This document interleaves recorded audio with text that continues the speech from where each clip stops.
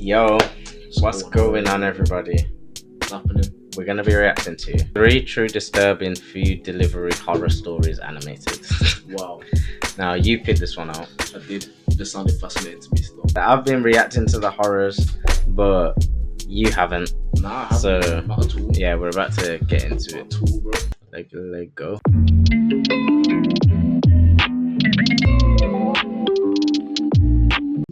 Me, bro. I'm not gonna get scared. No. Please, bro. I won't say they're not really scary, but they are disturbing. Yeah. Yeah. There's some words in it that makes you think. It's like, Makes you look behind I've you. been driving for Domino's for about 8 months when I had a delivery that made me quit. At 19, I thought I'd seen everything.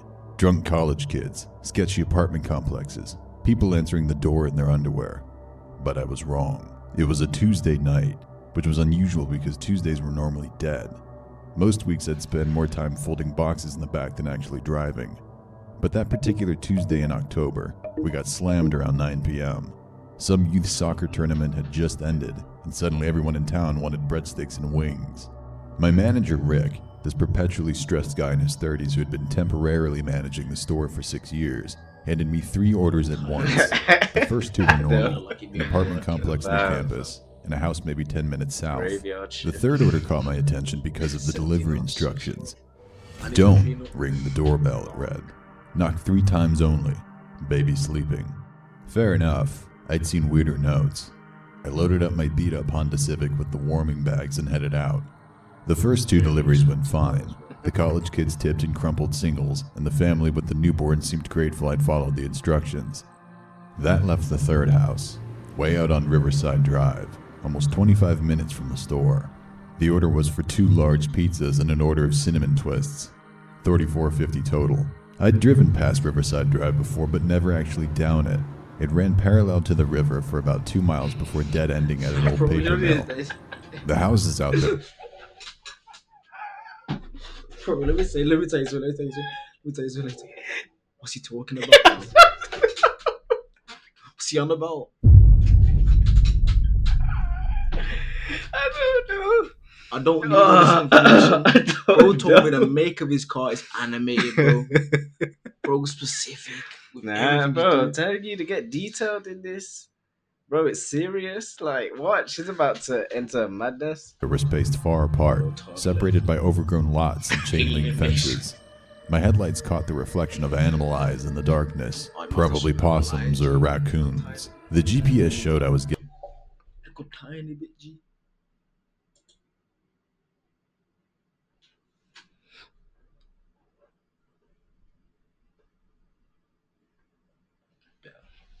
Nice. Let's go. Getting close, but I almost missed the address. HBO Max is included with now. 1 app, 1 price. Oh. There was no mailbox, Absolutely. just faded numbers spray painted on a tree trunk. I turned down the gravel driveway that curved through dense woods for what felt like forever before opening up to a clearing. The house looked abandoned. Every window was dark except for a blue flickering light on the second floor. Probably a TV. An old pickup truck sat in the driveway, covered in mud and pine needles, like it hadn't moved in months. I grabbed the pizzas and walked up the porch, my shoes crunching on dead leaves. The whole place smelled like wet wood and something else. Something sweet and rotten that I couldn't identify. I remembered the instructions. Knock 3 times. No doorbell. I knocked once, twice, 3 times. Nothing happened. I waited, checking my phone. No service out here naturally. I was about to knock again when I heard footsteps inside. Heavy, deliberate footsteps that seemed to circle the first floor before finally approaching the door. The man who answered was probably in his 60s, rail thin with a green What? I was gonna say, what has he been doing? Jesus Like- Christ, fam. beard that reached his chest. He wore overalls with no shirt underneath. Despite the October Raw overalls. Bro. Country, man. That nigga's doing Crunch, something bro. different, bro. Something in his basement, fam. Bro, raw don't wanna know. overalls? That can't be comfortable.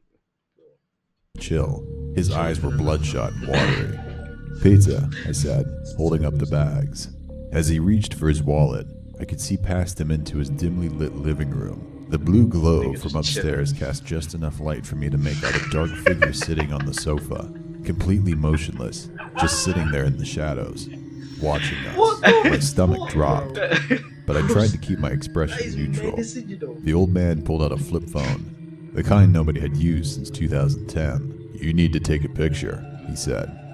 "I'm sorry?" "Of me, with the pizzas. My daughter wants proof I'm eating." He held out his phone toward me, but something about the whole situation made my skin crawl. What do you mean? The You figure need on to the take a sofa had picture? moved I thought, sir, pay me, please. And I'm gone. Right, I need to take a picture. We're not at a restaurant, bro. I hear it, bro. You're right. Nah, because I remember I had a trial shift and they asked me to do that. They was like, if anyone asked to take a picture, take a picture and make sure it's a good picture. Mm. And I was like, bro, I don't give a fuck about these people, bro. Yeah, it's food, fam. Just come here again if it's that nice. Must have taken a picture with the food, you know. Take a picture, fam. It's not that deep.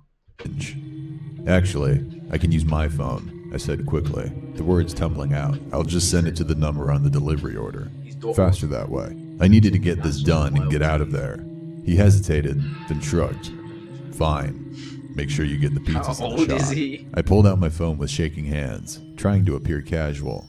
He took the pizza boxes from me and held them up, positioning himself in the doorway. I raised my phone and was about to take the picture when I realized something was wrong. The image on the screen showed my own face. I'd forgotten to switch the camera from selfie mode.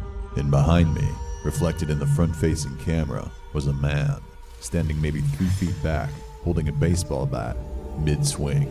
I didn't think, I just dropped. The bat whooshed over my head so close I felt the air move. I heard it crack against the doorframe as I scrambled forward on my hands and knees. Then I found my footing and sprinted toward Nah. You can't be scrambling, fam. That's when you... Bro, out of there, bro. Nah. Bro, Out of there, G. hit the hezzy if you have to. Can't be Just scrambling. Hardcore shit, bro. Jump. Bro. Get out toward of the there, car. fam.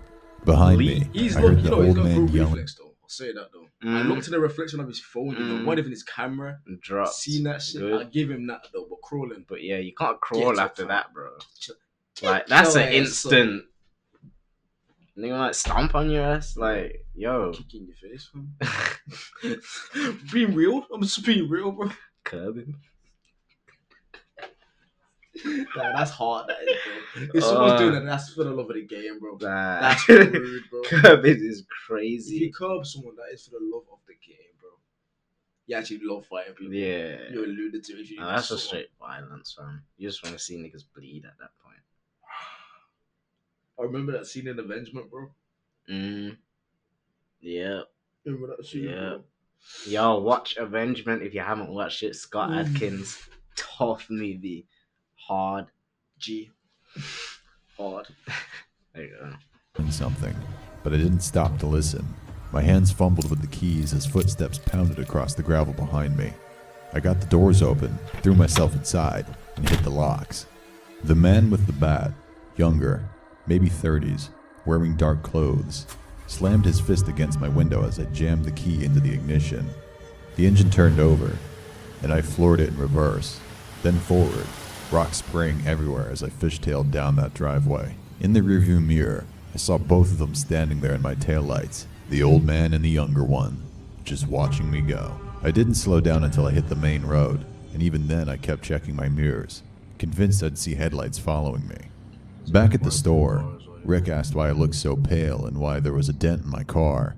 I told him someone needed to remove that Riverside address from the system immediately. When he pressed for details, I just told him to do it. I quit 2 days later. Couldn't shake the thought that Nigga kept quit running his through my job? mind on an endless loop. If my camera hadn't been in selfie mode, That is crazy. if I hadn't seen that reflection, I'd be dead. Or worse. Sometimes I wonder what they would have done with me, whether anyone would have found my car on that property, or if it would have just disappeared like I'm sure others had before me. Last I heard, they still deliver out to Riverside Drive. They've gone through 5 drivers since I left. None of them stay longer than a month. I hope they're just smarter than I was. I hope they quit for all the right reasons. It's like the forklift drivers at work. None of them stayed. But part of me wonders if they've all made it out at all. Something better. It's a hair, bro. Yeah. I was 22 when this happened. Oh my god. I'd been working at a Chinese takeout spot called Golden Dragon for about a year and a half, mostly to cover rent and keep gas in my car while I figured out what I wanted to do with my life. It wasn't glamorous work. He took the orders over the phone, bagged them up when the kitchen was done, and then drove them to wherever they needed to go. Easy enough. The only real variable was the people. Most deliveries were uneventful. Apartment complexes, suburban houses, and the occasional office building doing a late lunch. People would answer the door, hand you some cash, and close the door before you even made it back to your car. The interactions that lingered were rarely the good kind. This particular delivery was on a Tuesday in late October. Not Halloween. Nothing like that. I was gonna say that's fucking spot on. Pasty in it. Just everywhere have a flipping Golden Dragon Chinese spot. Bro, Wing Gip's the Everywhere. one I know. Wing Yip fam everywhere. Bro, I remember I walked in there one time. I walked in there once. I kid you not, bro. I opened the freezer to get some prawns. Seen a whole pig in there, bro. Sealed, fam. I just walked away. I was like, Have it. ah. I remember when I saw when I was seeing the video of my mum's laptop and them just throwing the horse in the meat grind. Oh, Like the whole horse. hooves and everything. Yeah, like that shit was alive. Like they just tossed it in. Crazy. Traumatizing. That's why I don't eat horse. Just a regular Tuesday.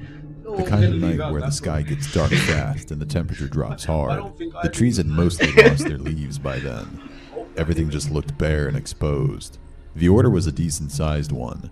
2 entrees, a quart of wonton soup, and an order of egg rolls. Enough food for 3 or 4 people. The address was on the far edge of our delivery zone, out near a part of town developed in the 80s that had never quite kept up with itself. One of those cul-de-sacs where every house looks the same, but in a tired way, not a tidy way. I pulled up to the address and noticed right away that there was no car in the driveway. The porch light was off. Almost every light in the house was off, except for this faint flickering glow from a front room window. Television light. A blue-gray pulse that you can spot from a block away. I grabbed the bag, went up to the door, and knocked. Nothing. Rang the bell. Nothing. I knocked again, harder. And from somewhere inside the house, I heard a woman's voice. It was weak and strained, like she'd been crying or was in pain. She said she had hurt her knee, said she couldn't make it to the door, and asked if I could just come in and leave the food on the kitchen counter. Said the door was open. I pushed on it and it swung without any resistance.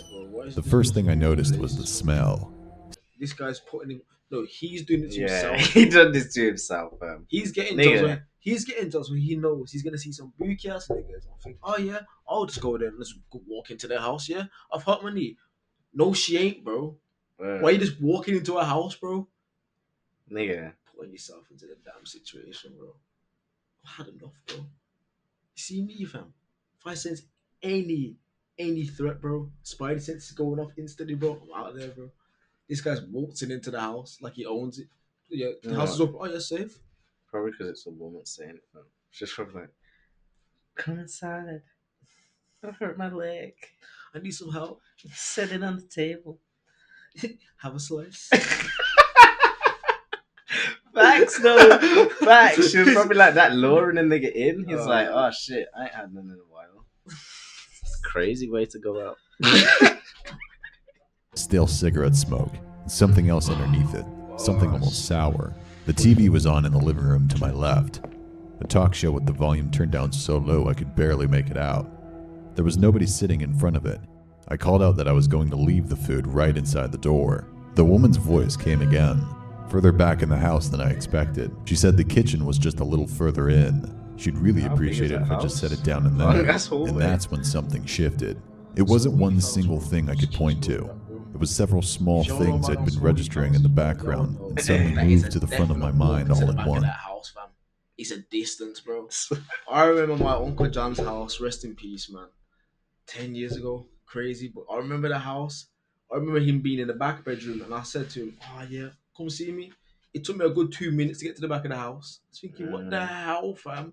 That damn maze.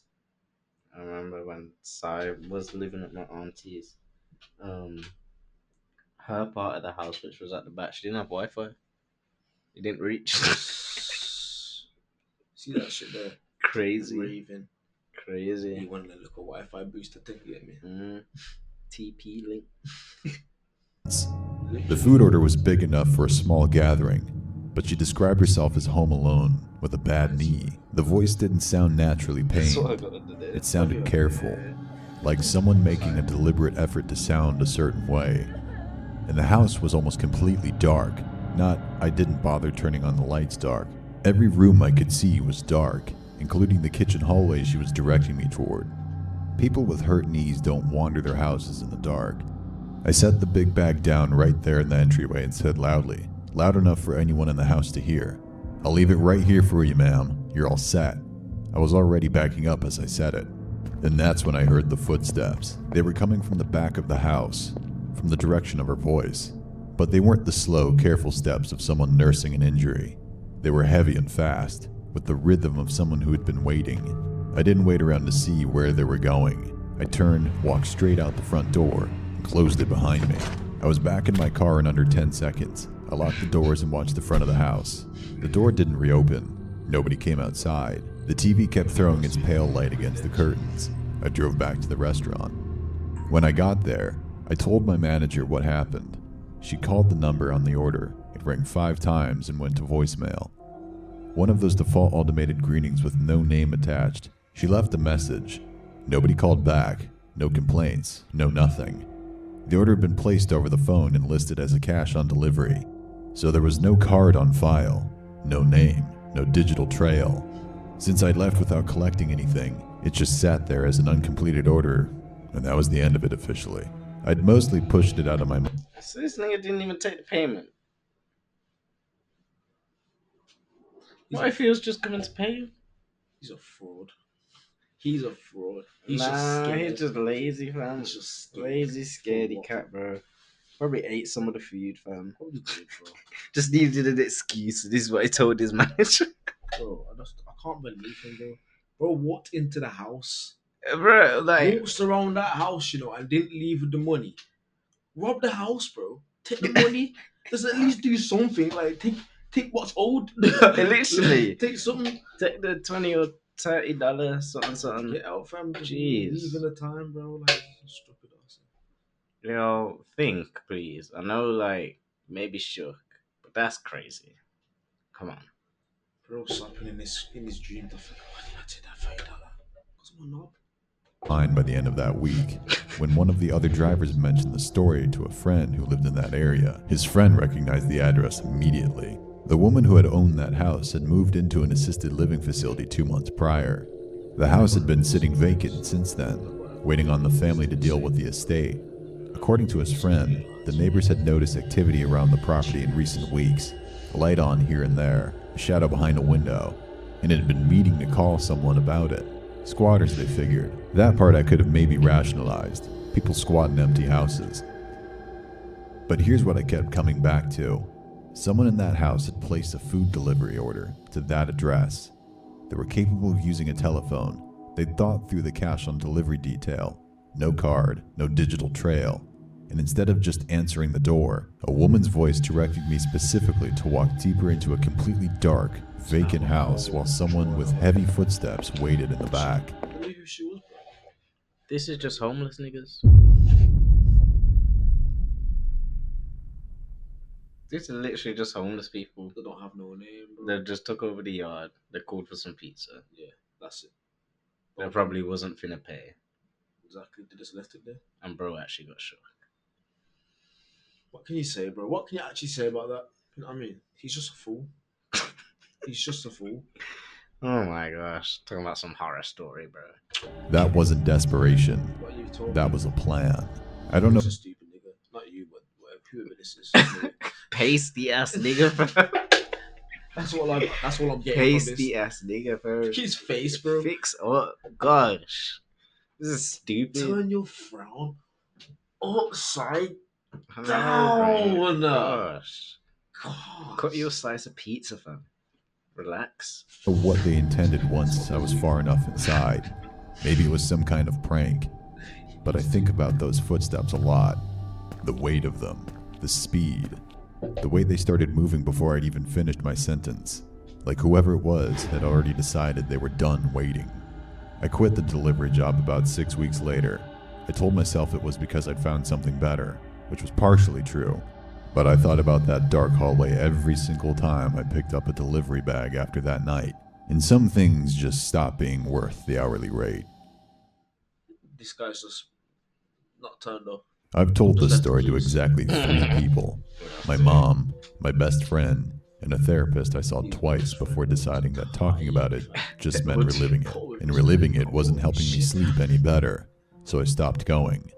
Some doors are better left closed. This was about 6 years ago. I was 22, working at a pizza place in a mid-sized city in Ohio. It was one of those spots that had been there since the 80s.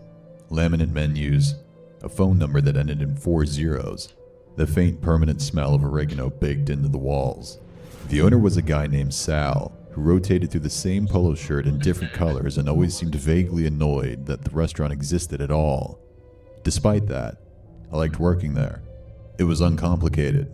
Make the food, answer the phone, take the deliveries. I'd been doing deliveries for about 8 months when this happened, long enough that the job had lost its edges. I knew the neighborhoods.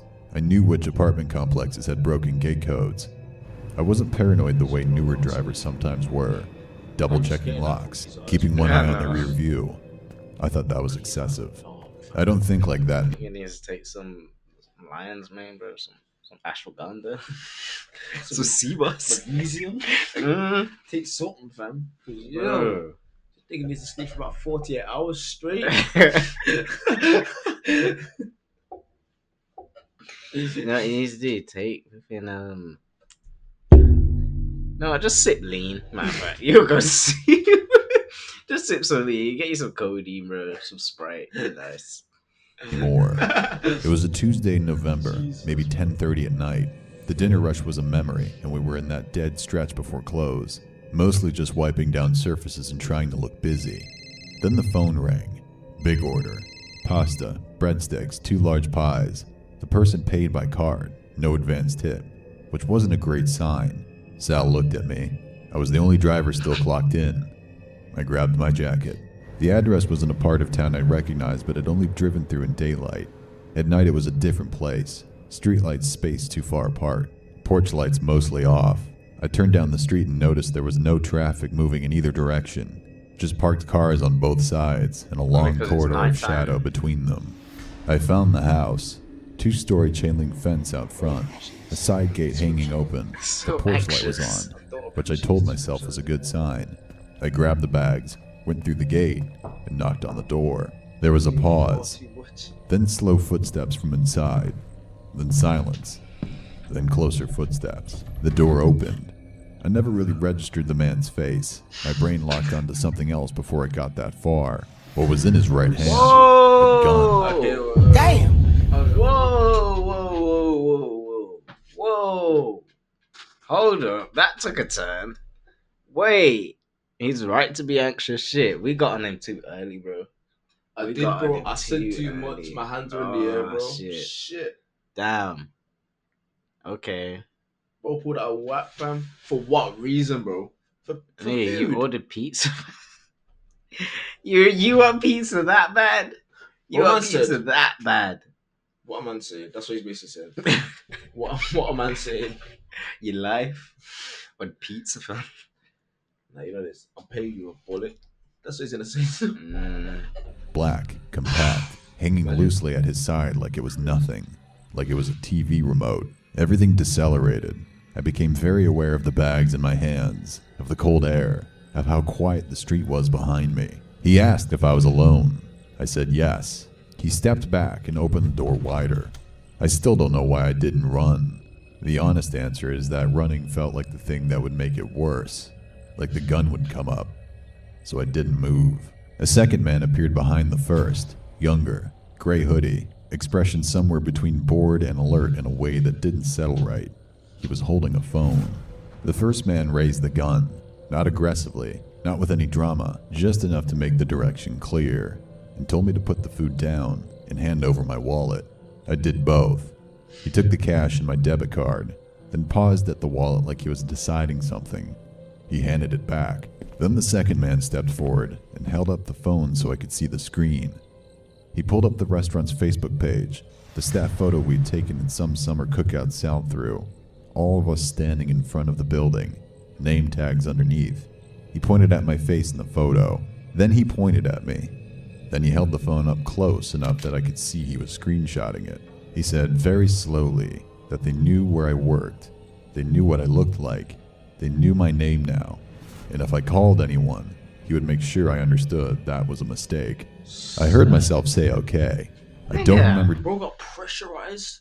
All this over some couple bucks in his wallet and some pizza. Shit, Let a nigga just go, fam. bro, it's not that deep. Bro needs to give him all his shit back in the pizza as well, fam. Shit, Let him just go, fam. you have enough money to buy a what?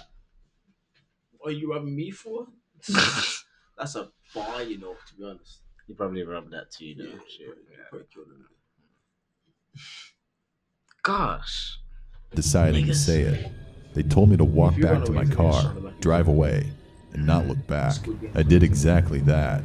I got in the car, pulled away from the curb, and drove. Not back to the restaurant. Home. The whole way my hands were shaking so badly I Yeah. kept both of Go them to white the knuckled tight on the restaurant. wheel, just to hold it steady. I parked in the driveway and sat there for what felt like a long time.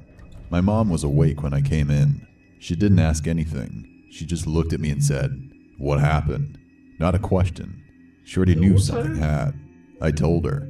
She called my uncle, who came over inside of 20 minutes. The two of them sat on either side of me at the kitchen table while I got through it. My uncle was practical about it. He said the photo thing was intimidation, that people use it exactly to keep victims quiet, and that staying quiet was exactly what they wanted. This nigga really fell for this shit. Don't tell anyone, otherwise I'm gonna find you. I know where you work. I know your name. Obviously, you know where I work, yeah? You showed me a screenshot of the flipping pizza place with us all standing outside. Bro, this guy, fam. Oh, I would have got in the car. Bro, you could tell his own story for him. Bro, Because it's just, immediately, first thing I'm doing, cancelling my cards yeah. on the Blocking phone. that shit. Cancelling Blocking the cards. I've lost my card, need a new one. I mean, shit, he would have took probably £40 cash at most. Yeah. $40. Have a $45. happy life with that. I hope it lasts you. And then like shit, I'm going and I'm telling someone. Bro got haggled, hustled, startled, and didn't even go back to the restaurant. Go back to the restaurant, bro. What are you doing? Nigga, you still on shift. Like, I don't know what you haven't clocked out. He You didn't haven't. say anything. You know what I mean? I know. Hasn't sent a text. Hasn't nothing. Bruh. He's not done the correct thing here, has he? Convinced me to I'll fire your ass for that. file a report that night. What I didn't know was They that will do house it. had been on a neighborhood watch list for weeks. A woman 2 doors down had been logging activity on a shared community forum, noting cars that came and went at strange hours, times when multiple men she didn't recognize would be there and gone before morning. She already sent one post on a non-emergency tip line. When police cross-referenced the address from the report with her prior submissions, it gave them enough to move quickly. They hit the house the next morning. 2 men were still inside. One of them was the younger guy in the gray hoodie. The other wasn't the man with the gun. That one was already gone. The 2 they caught were charged and eventually convicted. The one with the hoodie had a prior on his record and got several years. The other man I couldn't pick out of a lineup, and honestly don't know what became of his case. The man with the gun was never found. That was 6 years ago. The guy who held it on me, he's somewhere. Maybe still in the country, maybe not. His name is sitting in a police file in Ohio, alongside a physical description I gave best I could. Whether he ever thinks about that night, whether he still has that screenshot saved somewhere on a phone, I have no idea. So he's been scared shitless for 6 years. Nigga still ain't slept, bro. 6 years. Sal's doing fine. Sal's getting good rest. He's on good money. Hey, I was a night fan. Easy. Bro, and he's eating good. You can tell. Shit. Yeah, that line says it I know. all. You see that? Yeah, that's all I need to know. Elongated chest, no neck. All he ever does is bench. That's what he does, Yeah. What is- Shit, nigga, you need to. Oh, bro. jeez. Swear. What I know is that I quit the next day. Sal told me he understood and didn't push it, which I appreciated more than I told him. And I know that sometimes now, when I see someone point a phone at me in a crowd, or when a stranger glances at my face a second too long, something still activates in my chest, a leftover wire that got tripped once and never fully reset. The photo those men took was of a 22-year-old who thought the job was simple. I'm not that person anymore exactly. A version of him is still there, but there's something layered over him now. A wariness that wasn't there before. Permanent, I think. I've never done a food delivery since. I won't. Just go get another career, bro. Yeah, Please. yeah. But with that being said, Yeah, that was just a lot, to be honest. It was good, but it's just a lot, bro. it was a lot. Yeah. These niggas need to just fit. Apart from the first one was like he just pulled up and that was on some mad shit. But yeah, the other two, y'all put yourselves in that situation. I would just go home. Second one especially. Yeah. The Tragic. third one was raving, to be honest. I kind of feel Yeah. bad, but then, you know It what? was raving, but nigga, it's been 6 years. The fact he didn't go straight to the restaurant was stupid. Yeah, for starters. Man got the uncle over. What's he gonna do? What is he actually gonna do? Nothing, bro. Other than just compensate, mate. I mean, it's a 12, 3-year-old. Well, let us know what y'all would do in them situations down below. Definitely. That being On that said, note, peace.